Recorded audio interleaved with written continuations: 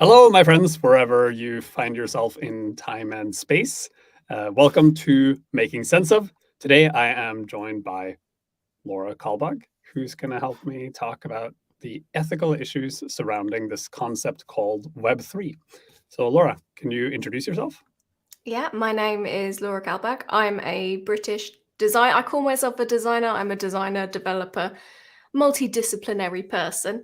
I live here in Ireland and I have a small not-for-profit organisation with my partner, Aral Khan, and we try to build, well, small tech, the opposite of big tech. We're trying to build things that further the human experience and the welfare of humans, and not necessarily in the interests of corporate profit.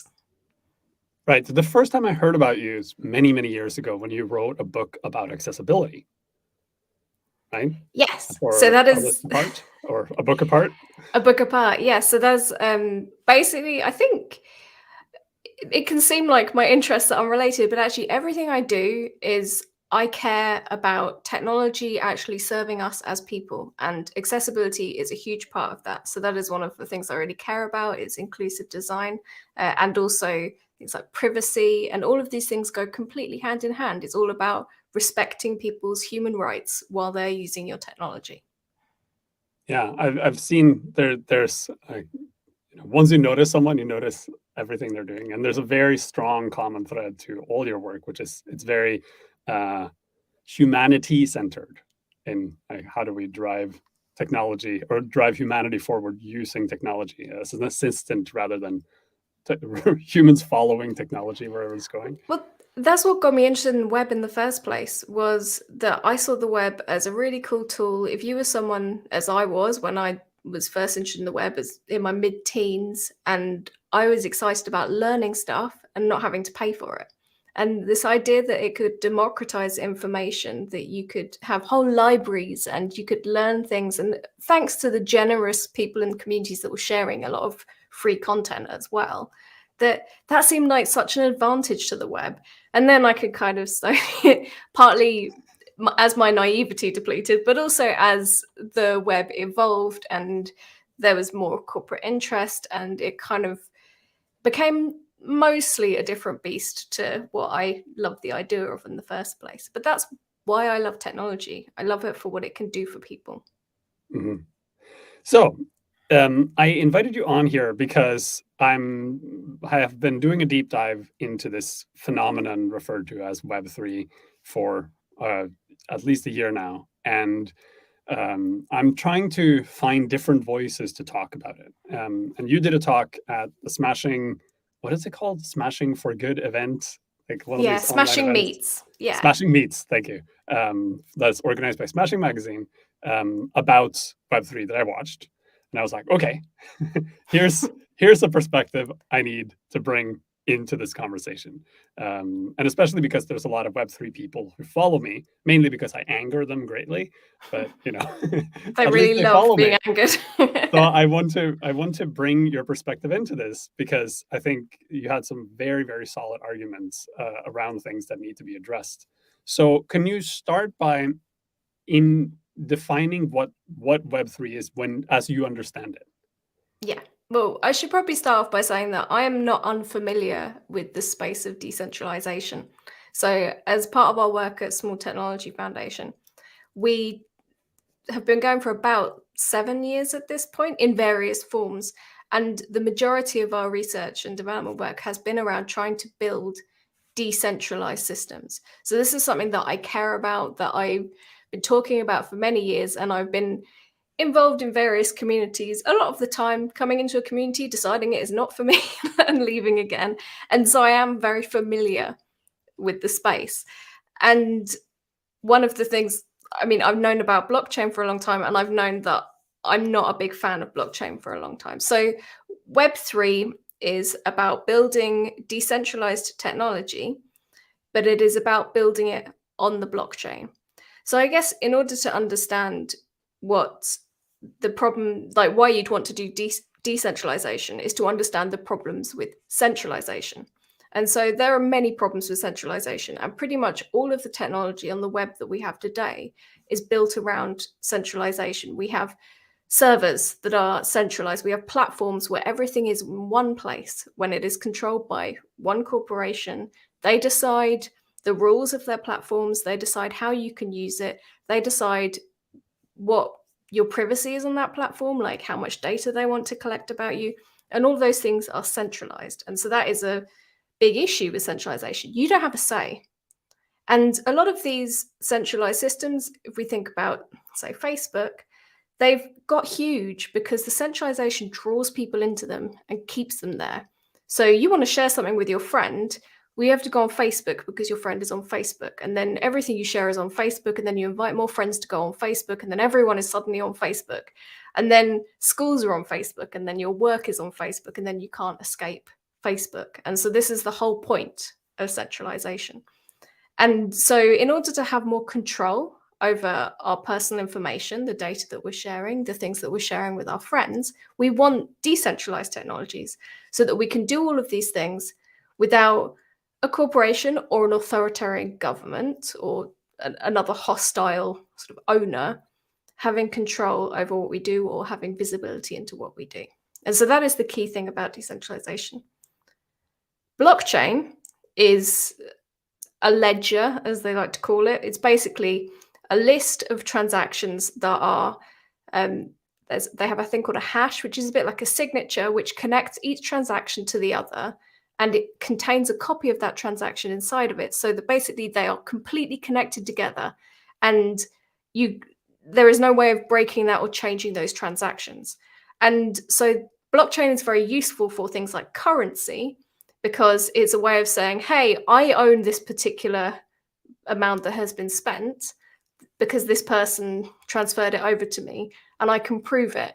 And because of the security of this hashing, which is called it's proof of work, that whole, like the security of that element, that's what makes it so that it's considered useful for having financial transactions and other things that are permanent and visible. And so the decentralization based on the blockchain is using blockchains to do things like hosting your apps or having or basically building everything on top of a token economy. So that is what Web3 largely is the idea that everything can be a commodity and everything can be like sold and exchanged in the form of tokens, and that will be done so using the blockchain. Yeah. So just for like I've been working on trying to explain this in a course I'm making for LinkedIn Learning, how exactly a blockchain works. So it's essentially, like you said, each block refers to the previous block and contains a hashed copy of the previous block. So if you can't, once it's on the chain, it's inalterable without breaking the entire chain. And the transactions that go in consist of literal transactions between people or wallets. And then what they transact is these tokens, which are literally just packages of data that say, this is a piece of data, belongs to this wallet at this time, and was maybe transferred from this wallet to this wallet. So the tokenization part of that then becomes anything you do has to be turned into a token. And since it sits on the blockchain, it has value. And the value can then be traded using the internal cryptocurrency within that blockchain. So it's an entirely self-contained economy. And then the way you generate the currency is by forging new blocks on the chain. So the whole thing is circular and self-contained. And your identity is your wallet, because that is what you use to make these transactions. And because your identity is your wallet, you can then use that identity for things like logging in. So you don't need to create logins. And so you can just participate through your wallet. And so that is a way that they describe in Web3 as it being permissionless, because you don't have to ask anybody else's permission in order to take part. You just make your transaction or like add your wallet and you are already interacting. There's no gatekeepers.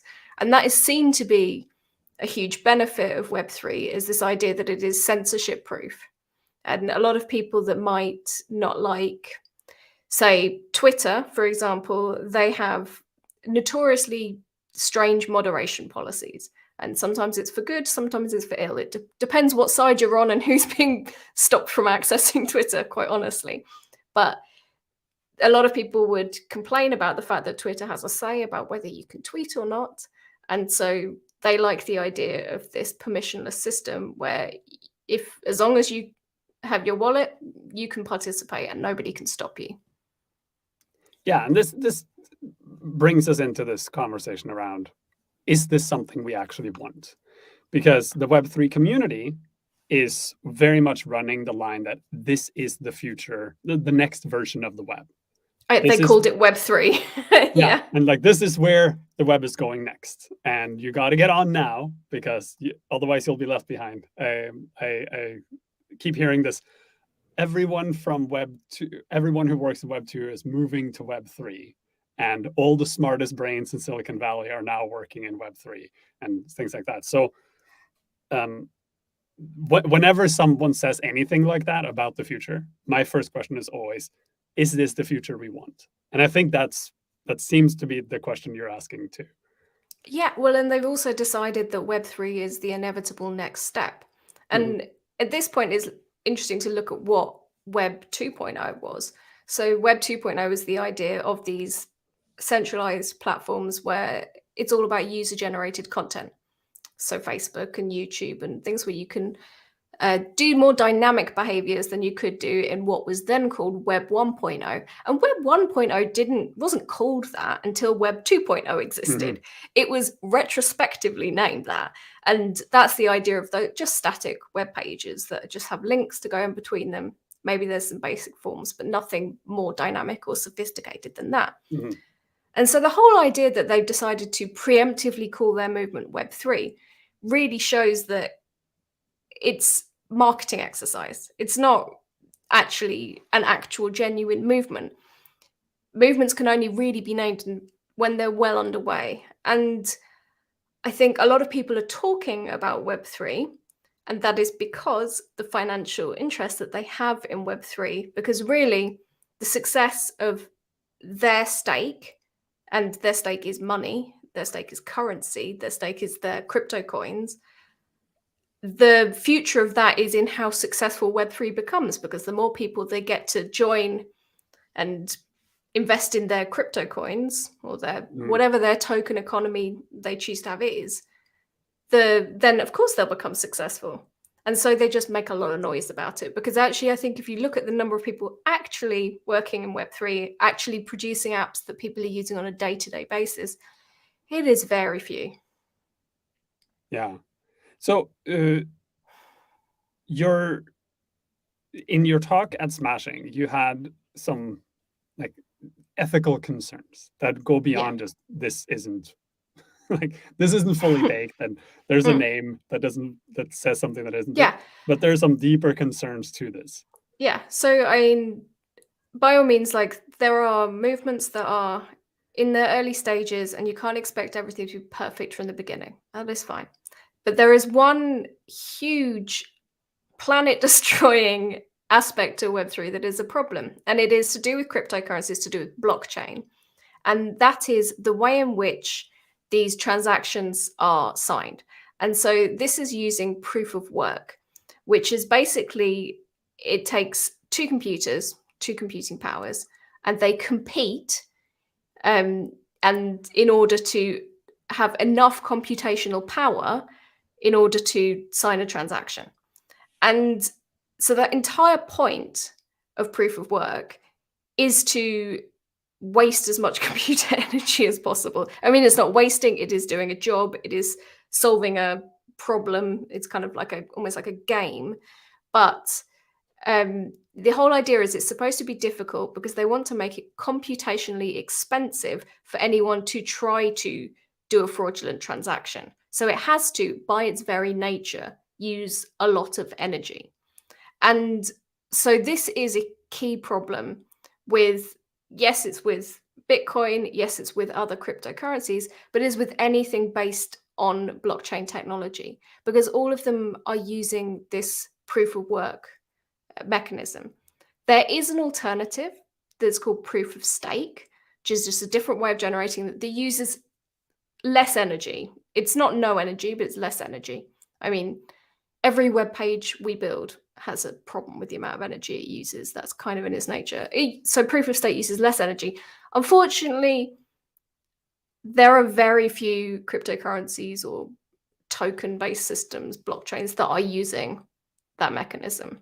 Is very, very few. So a lot of people will say that proof of stake is a sign that these blockchains can be more energy efficient in the future. Until people actually start adopting it, it's difficult to actually say. Yeah, I know Ethereum has been talking about switching to proof of stake for a very long time now, A and very long time. the current statement I've heard is that it'll happen this year, but that was the statement that came out They last said year last time. and the year Yeah. before, and there seems to be like the more I dive into the technicalities of how this all works, it seems to be a much more difficult problem than like I read the Bitcoin white paper to try to like really understand this. And from a technological perspective and a technologist perspective, I was like, this is really interesting because it's such a novel solution to a very difficult problem. The proof of work was introduced to solve the double spend problem, where Yes. you can basically, because it's a distributed ledger and everyone has a copy, you can conceive of a situation where if you and me were doing a transaction and I was a nefarious agent, I could then you would have a copy of the blockchain and I would have, and then I could do a transaction with you and then immediately do a transaction with someone else using the same money and then basically spend the same coin twice. And then the network would have to then arbitrate which one of the transactions was genuine. And meanwhile, I would be running away with whatever I bought from you.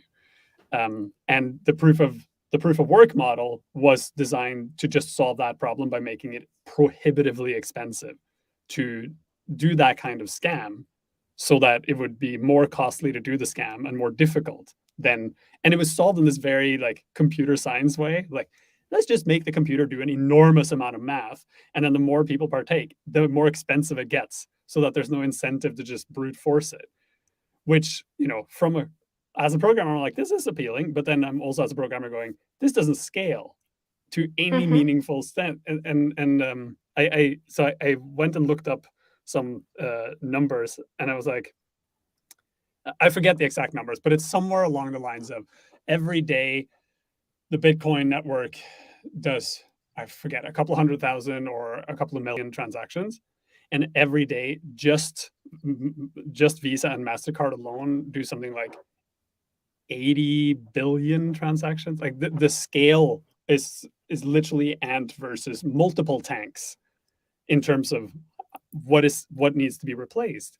And I can't in any way see that any type of distributed system would ever be able to manage that kind of scale, because it's global and everywhere. And the impact that would have, the energy usage of that would, so they say it's very difficult to compare like the cost of the energy use of, say, Bitcoin to other energy uses, because it's apples to oranges. They're not the same thing. But there are decent analysis that shows that the Bitcoin usage like the energy use of its current state is already competing with that of sort of big mining industries. And so that's what it is at the moment, not even, at scale, but not at massive global scale. And really, when we're in a world where we're already in a climate catastrophe, we're already in a situation where the planet is declining rapidly and we are trying to claw back our use of energy as much as possible, it just doesn't make any sense to say, well, here's the solution to the future of technology is to just amplify that and keep doing it more and more and more. And this is one of the problems with one of these arguments that people they hate the climate argument in the crypto and Web3 communities. And they start to say things like, well, we could actually encourage the use of clean energy. because we could all use clean energy for generating it. And if we make all of these token economies based on clean energy, then we're pushing people into using clean energy. And that's all good to say that you might be able to do that at some point in the future, but unless you're doing it right now, or at least as long as you're not trying to do it right now. I mean, I tried looking up, are there any cryptocurrencies that currently use like exclusively clean energy? Anything trying to use that as a selling point? None that I could find. Like certainly only very small, like maybe a couple that are talking about it, but they're not really used by many people. Yeah. And so it's just an argument that doesn't make any sense. And especially when at the moment, a huge number of the crypto mining facilities that are generating currency are based in countries like China that have such a huge reliance on coal, which is terrible for the environment. That is why China banned crypto mining outright. Did they now? Yes, they completely banned all proof of work. Proof of work. You cannot do crypto mining in China anymore, specifically because the crypto miners were buying coal power plants. They were literally going and saying, there's a coal power plant. We will purchase it and just plug it into a mining station and then just use all that power. And China has a huge problem with air pollution and is actually actively trying to do something about it by building enormous green power infrastructure, because people in China are literally dying from air pollution. So they banned it. And the EU has also talked about possibly banning proof of work because of the same reason, although the last report I saw indicates that's not going to happen due to there are other things happening in Europe right now that seem to overshadow things. And because we have a lot of North American audiences here, Europe is in an energy crisis already. Like the electricity cost in Europe before the war in Ukraine was going vertically up. Like even in like Norway, where they have abundance of green energy, the electricity costs are skyrocketing because Europe is currently using more power than it generates. And if you then introduce a war, it just gets much worse. Where the significant number of the countries in Europe are reliant on their energy from Russia. And so and in order, if they want to have sanctions, then they have to think about trying to cut that off. And that is it's difficult because we're already in an energy crisis. And also where do you go for your energy from there when the clean energy solutions don't necessarily exist in the right form right now for everyone to suddenly switch to clean energy?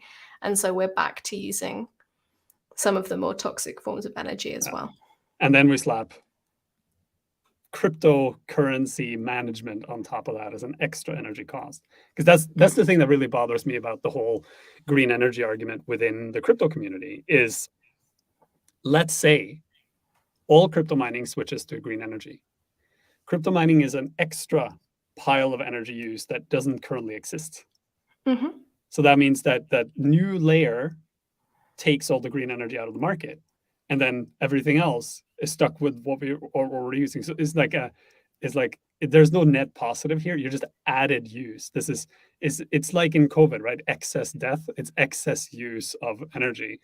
And the counter argument to that is always, oh well, the banking sector currently uses a lot of energy, and we would replace it. And I'm always like, but these arguments don't make any sense, because a lot of the energy use of the banking sector is things like work for people, like heating the houses they work in, doing like, it's all the stuff that involves people having jobs, not a computer sitting in a corner just burning energy. And there is a fundamental difference between those two things in that, for all the ails of the banking sector is an enormous employer. And there's all these people who work in finance who ostensibly are just going to be out of a job. And it sounds like I'm like a shill for the banking industry. I'm more like, I don't like the idea of replacing people with computers in any job. So this doesn't seem like... This is also, it's a sector that I think a lot of the people in the Web3 community would want to replace, because that's another aspect that they're not keen on. Is one of the reasons why they like the idea of a token economy is they are broadly anti-regulation and anti anyone having it's a libertarian idealism most of the time. And I mean, libertarianism spans all different directions and political spectrums. But this is the idea that they don't like regulation because they think it's inefficient, which, to be honest, often it is. Like, as you say, with the problem with trying to do things like banning proof of work, it takes a long time for anything to go through. And I mean, particularly in the EU, it can take a very long time for regulation to go through. It's not necessarily enforced particularly well. There is often revolving doors between people working in industry and people working at the regulators. And so they will go from one job to the other. And so they have biases and vested interests. And so there are problems with regulation. I'm a pro-regulation person. It just so happens, but I know what the issues are with it. I think that regulation should be able to protect the most vulnerable people from the worst harms. I think that is where it is incredibly valuable. But they want to bypass this. They actually think that they are bypassing regulation a lot of the time, which is actually fundamentally untrue as well, because the vast majority of activities done in Web3 is still covered by regulation. It's still transactions, it's still exchanges of like services and things like that. So all of these things, like all of the companies that are providing crypto exchanges, they're real companies based in real countries that are regulated by those countries. And so they're not really escaping anything. I think that one of the problems that I have with Web3 is there's a lot of ideology and talking about things as if they're facts when they're just not. It's wishful thinking.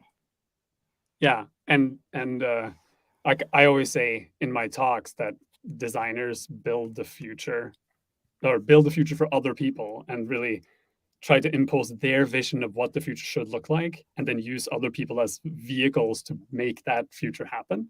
And that very much feels like the case here.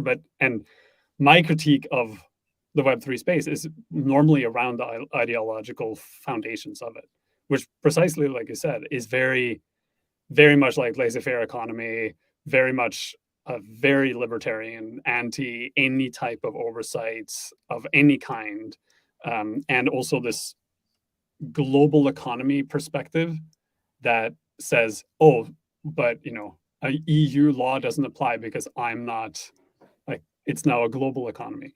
Because it's complicated. Yeah, there's a question here that go ahead. I was just going to say, people say about it being, they treat it like it's the international waters of technology. But even international waters has jurisdictions.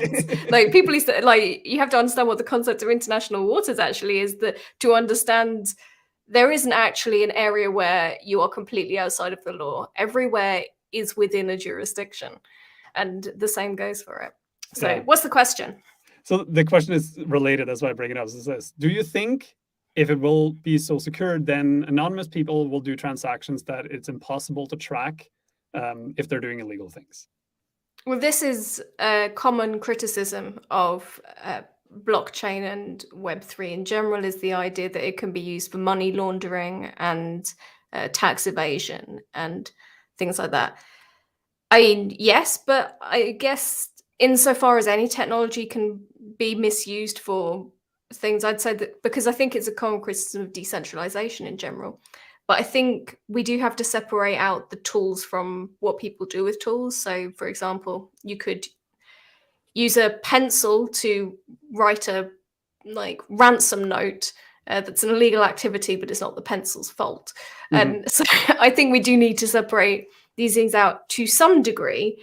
But I do think the lack of oversight, and it's kind of ironic because the nature of blockchain means that every single transaction is visible and transparent. And this is one of the things that people push in Web3, is this idea of, well, every transaction is recorded. And so you have complete transparency. If you have a company that is built as a decentralized autonomous organization, which they call DAOs, which is this idea of decentralized organizations built on Web3, you can see everything that they do. And so it's supposed to be anti-corruption in that way, because every single transaction is visible. And those transactions can still be done by anonymous individuals, but the inverse is also true. If people know the identity of your wallet, then you cannot hide. You cannot hide your transactions. You'd have to get another wallet to do that. Yeah. And And that's that's quite already difficult. happening. Like people are running multiple different wallets. So they have like burner wallets that they use for transactions, and then they have their main wallets because the system has this pseudonym. Sorry, this is like my English breakdown. Pseudonymous, yeah. Pseudonymous, right? That Yeah. it's technically anonymous as long as you don't know who a wallet belongs to. But once you do, it is completely not anonymous anymore, because you can track every transaction all the way back to the founding of the wallet to begin with.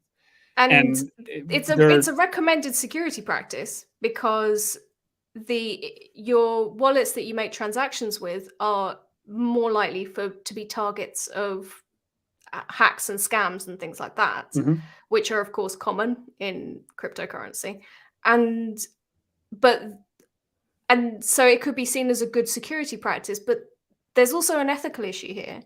And that's, take an everyday person who is not a nerd, who does not write code in their spare time, who wants to participate in this environment. They have to understand how to set up a wallet. They have to understand how to have maybe multiple wallets in order to keep themselves safe.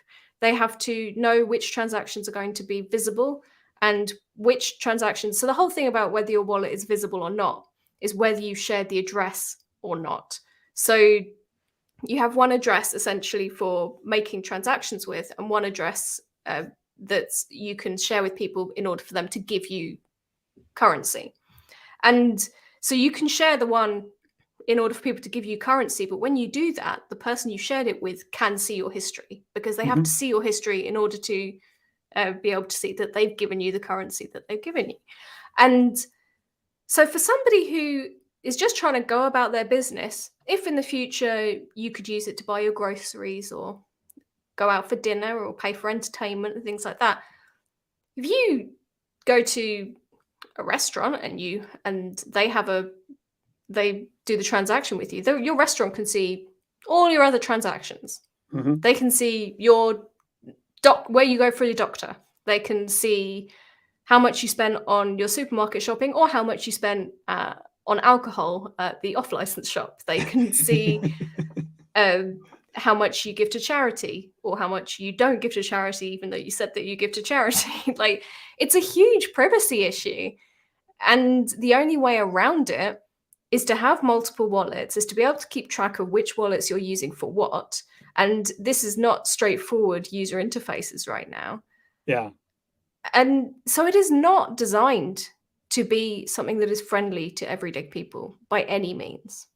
Yeah. And there's someone commenting here: one personal, one dev, one burner, multi-chain. This is the message I'm hearing. I spend a lot of time doing research on TikTok right now, because it's an interesting space to see. Like, people are like literally airing their thoughts out in public. So it's like, oh, cool, I can see how people think through things. And I see this common path for people who enter the Web3 space right now, meaning entering the Web3 space right now usually means investing in some sort of token, like transferring money into some form of cryptocurrency, and then buying NFTs and then trading them. And the story I generally see is, oh, so cool, I bought a wallet, and then I bought an NFT, and holy crap, something went wrong. I need to have multiple wallets. And then they go through this, ending up with like splitting their money into a bunch of different buckets, and then having some private and public wallets, and transferring money between the wallets. And every time you do, you spend money. So every transaction between a wallet and another wallet actually costs money. So it's not like a bank transaction. It's very much more expensive than that. Unless you're transferring, like, the cost is the same regardless of how much money you transfer. So if you were transferring like $10, it would be insanely expensive. But if you were transferring $200,000, it would be very, very cheap, because it's the same cost. But there's the user interface layer is lacking to the point where people generally fall through this hurdle of losing money in a process before they even get to a point where they can start using it properly. And then there are people who like literally post up entire instruction manuals on how to set up multiple wallets and transfer money between the wallets and have cold wallets and hot wallets and web-based model. Is a very, very tricky setup to begin with. And the counter argument will be, well, it's early days. This will be improved. But like you said, I don't see a scenario in which these chains won't be transparent.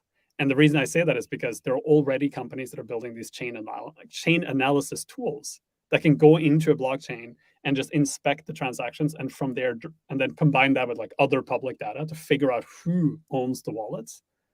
And in that scenario, if we scale that up to the world economy, it would mean that all transactions can become public. And like you said, you would be able to literally follow me regardless of how many wallets I had. You'd be able to see like, that's Morten, that's also Morten, that's also Morten.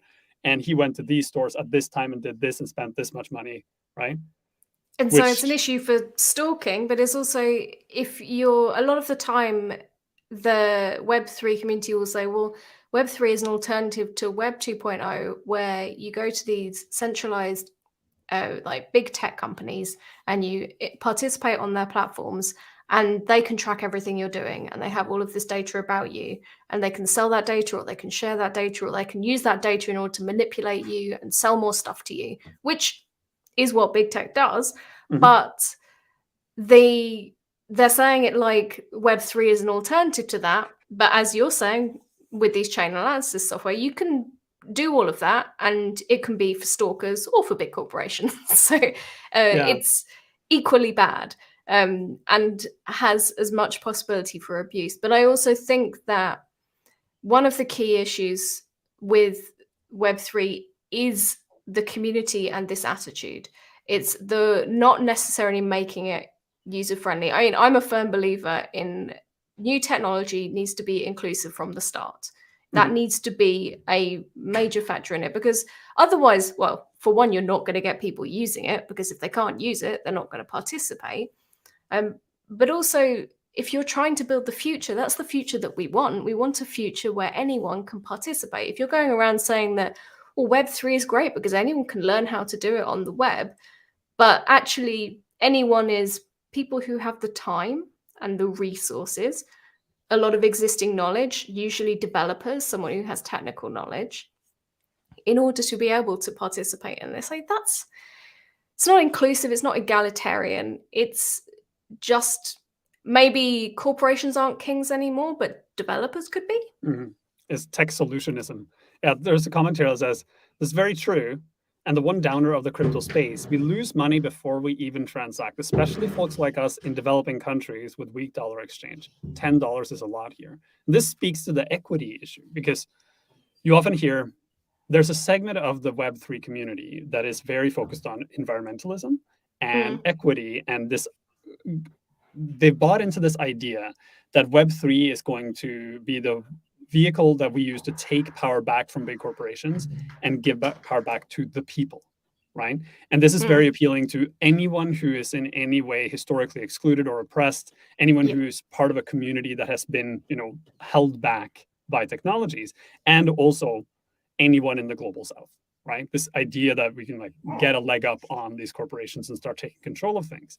But at least right now, the buy-in to this is enormous. So it becomes a very like the privileged building a solution that they say is for everyone, but isn't actually really for anyone unless they can buy into it, unless they then sell their data in some way, right? Like they create this, there was someone who posted a tweet today that said, someone is posting, the new movie pass will be a Web3 and token-based system where customers earn credits that can be applied to movie tickets at participating theaters. There will be 3 pricing tiers, and users can earn more credits by watching ads embedded with eyeball tracking software. Oh, fun. Right?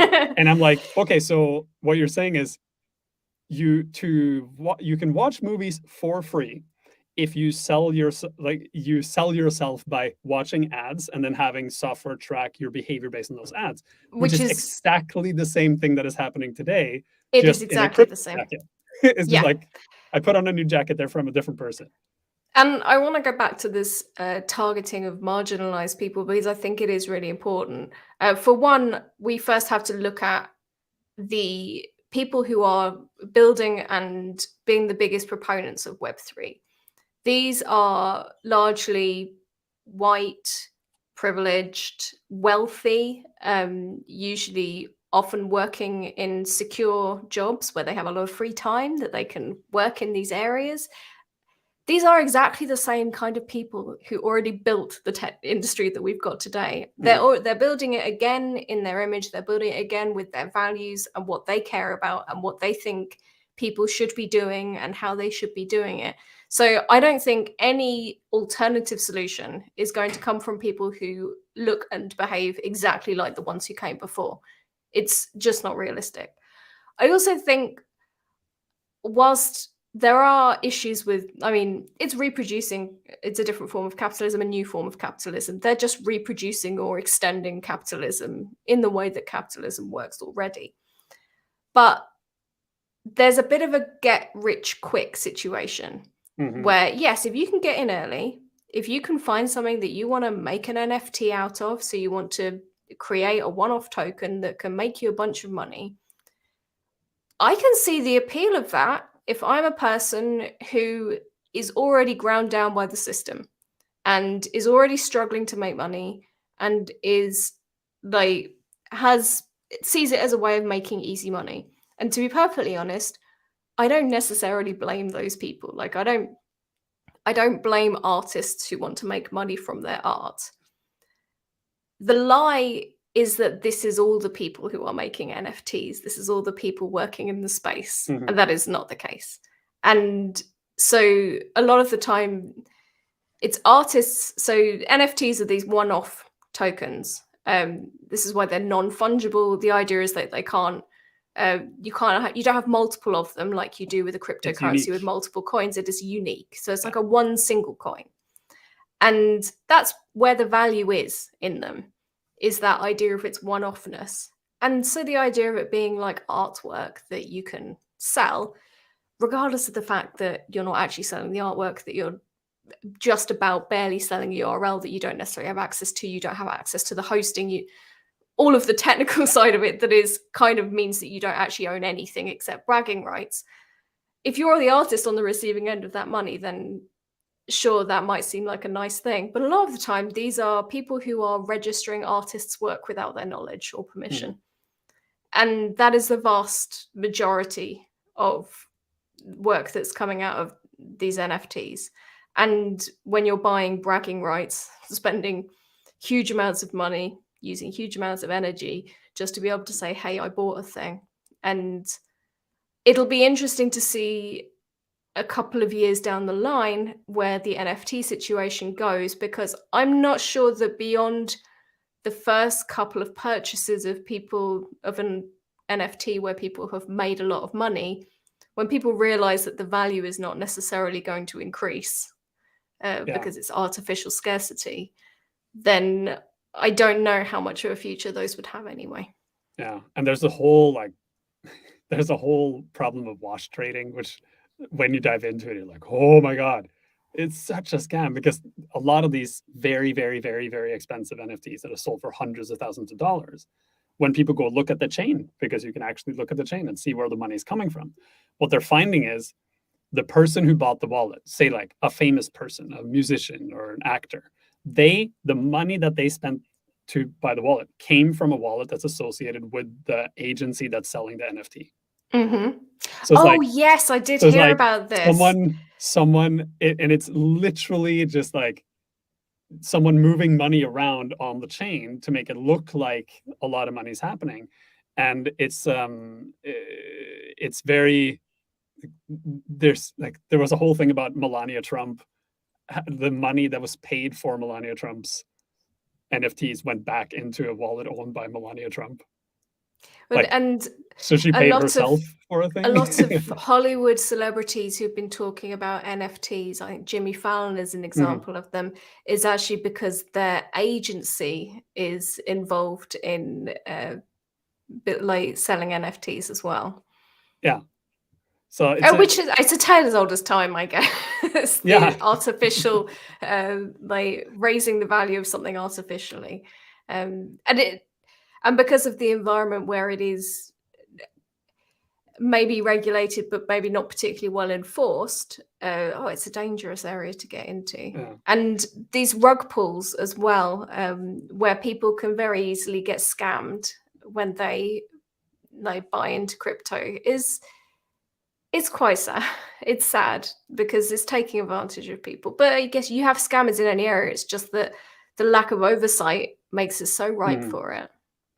So I want to change gears here a bit, because we can talk about this stuff and all the problems with it for a long time. But I think it's important, especially to talk to you about what the next version of the web could be, because you've been driving this concept of small web foundation, this idea of more humanity-centered web for a long time. So if we shelve Web3 this thing and say, Laura, what should the future web be? So one of the things that my partner at Small Technology Foundation, or Kalbag, set up was Web 0. And now this is a bit of a joke, but the idea of it is that you could have a lot of the good things that Web3 promises without the nonsense, or as he says, it's without the bullshit.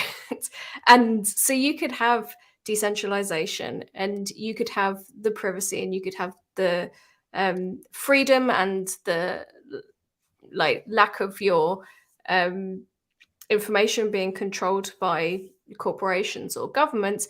You just need to take out the blockchain side of it and the NFT side of it, and the metaverse side of it, which we haven't even gotten into yet, because you can still have decentralization is still a good thing, and it is something that is still actually a really important alternative.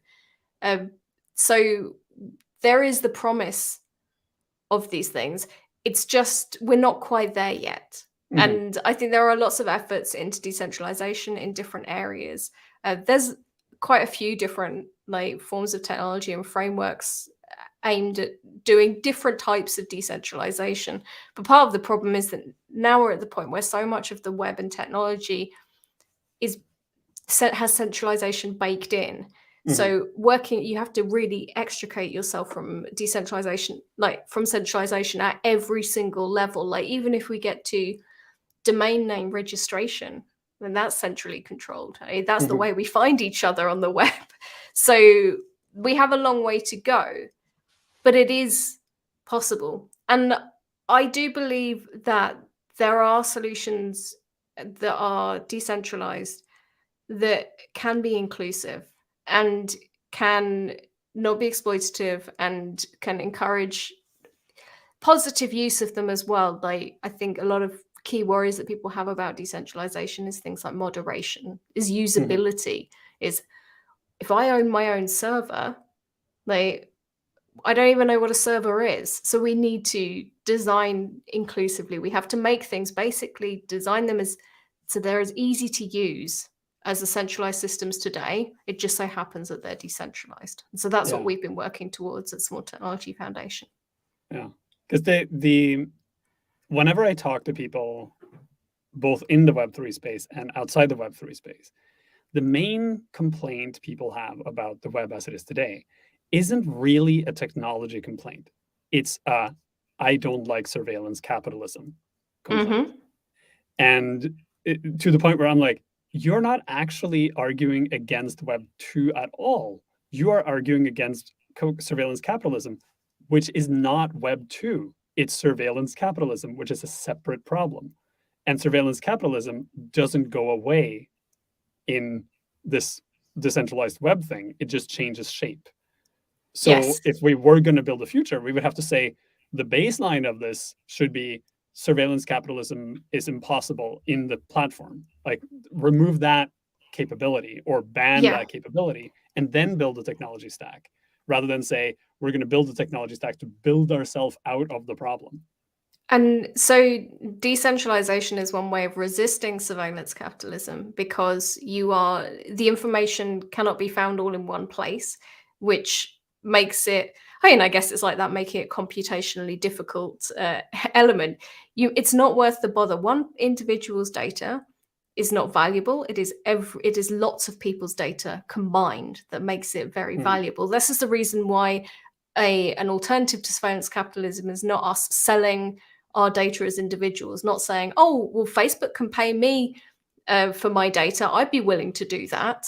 And it's ludicrous, but also your data is not worth that much to them. Your data is only worth a lot of money with everybody else's data, and also the interconnectivity between your data is actually really where a lot of the value lies. So decentralization does help with that. But one of the biggest problems we have to solve in order to get away from surveillance capitalism is funding models.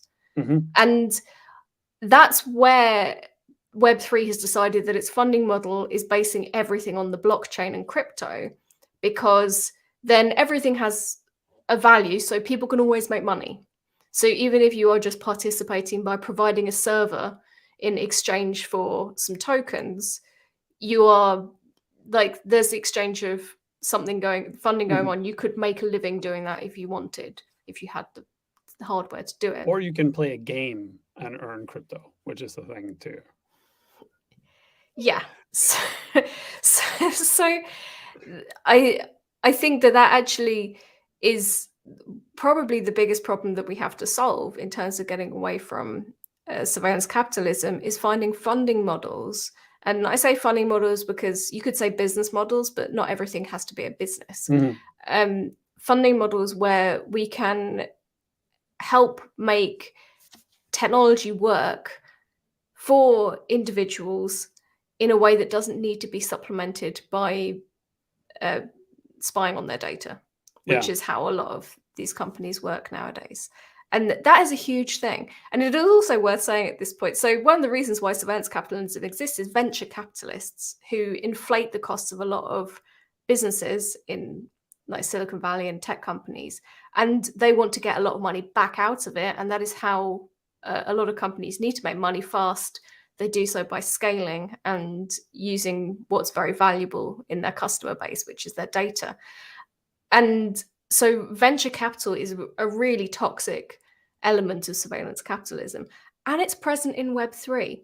And it's funny because for all of the talk in Web3, and I don't know whether we went into this in very much detail about it being decentralizing power, they want it to be owned by the people who use it. And that is the point, is that anyone who participates has part ownership. It's like your investment is a stock in the company. And this is essentially what these decentralized organizations are. Everyone has a share, everyone has a voting share and some control. If that is the case, then why are these big venture capital firms investing so heavily in Web3? Because what do they stand to gain? Why do they pump all this money in if all this money is distributed between everyone? And it's because it's not. And it's because when you create decentralized organizations, you can choose to keep a certain amount back for the people who created the organization. And you can build things in a way that does funnel money more to particular individuals than others. It's not as egalitarian as people like to make out. Yeah, and it's very much like you were alluding to, like a stock company. I looked at some DAOs to, see why did they choose to go with a DAO and not something else. And all I saw was, they made a shareholder company with shareholder votes. Like it's all the same, except it's running on the blockchain, and that it's not a legal company. Yeah, which is that was it. So it's It was not legally recognized either. Well, this one actually had a legal entity as well, which was a separate entity, which just a reflection of that. It's just the stocks. There were no stocks. Instead, you have these voting tokens.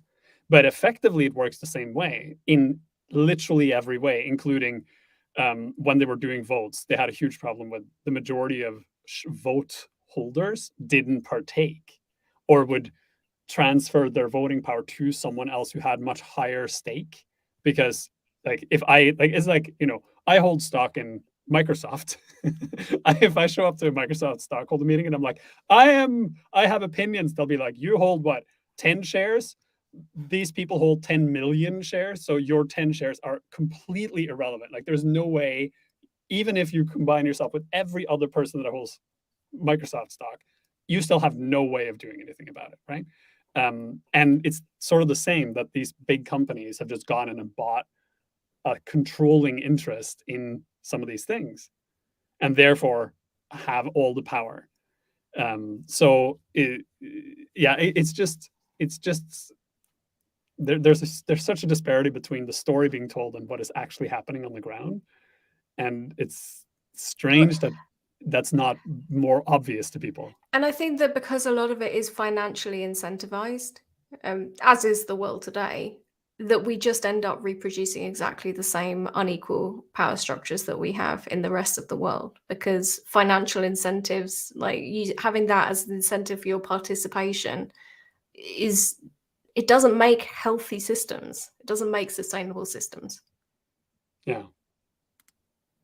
So, do you think we are moving towards a future where this version of Web3 wins, or do you think that we are moving somewhere else? Like, what do you think is going to happen, and where would you like to see us go? Well, I hope that we are not between the rock of the current system and the hard place of Web3, because I don't like either, and I would like to be somewhere else. I do think that alternatives are absolutely possible. Otherwise, I wouldn't have invested so much of my time and life into working on them. And I do believe that we can go that direction, but we do have to push in that direction. We have to push against the existing systems. We have to push against the suggestions that Web3 is our future. And that's why I actually wanted to talk about it and start making noise about it, because I saw a lot of people, most of their criticisms were focusing on individuals and annoying elements of NFTs and things like that. And I think it's very important that we understand the problems with Web3 in order to be able to criticize it and discourage people from seeing it as a genuine solution to the problems that we have, because it's not. It may solve some things in some ways, but the overall harm that it creates is just not worth it. And it isn't different enough from the current system to be considered a true alternative, I don't believe. I think that's a good place to stop. That was you've highlighted some very important points, and I think are based on our comments and the people that I've talked to before who will be watching this after we air it. I think this is going to be eye-opening for a lot of people. So thank you very much for coming and sharing your thoughts on this. Thank you for inviting me, and thank you for you explain these concepts very clearly as well. So it's a great team effort going on.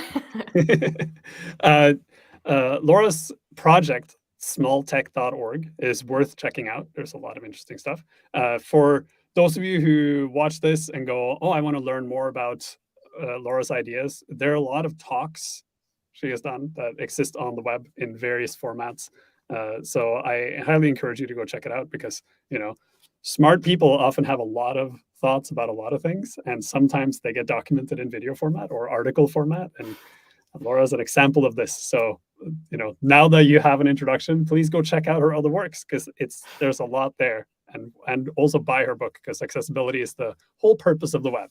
And if it's not accessible, the work isn't done. So any last words before we end this? Not that I can think of. Well, just that it can be very frustrating working in technology.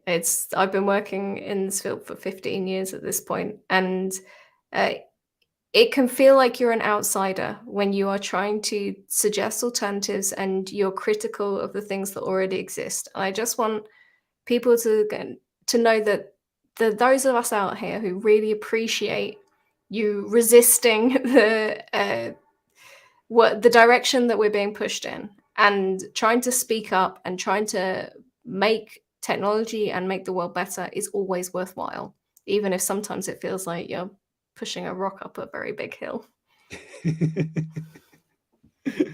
That's great.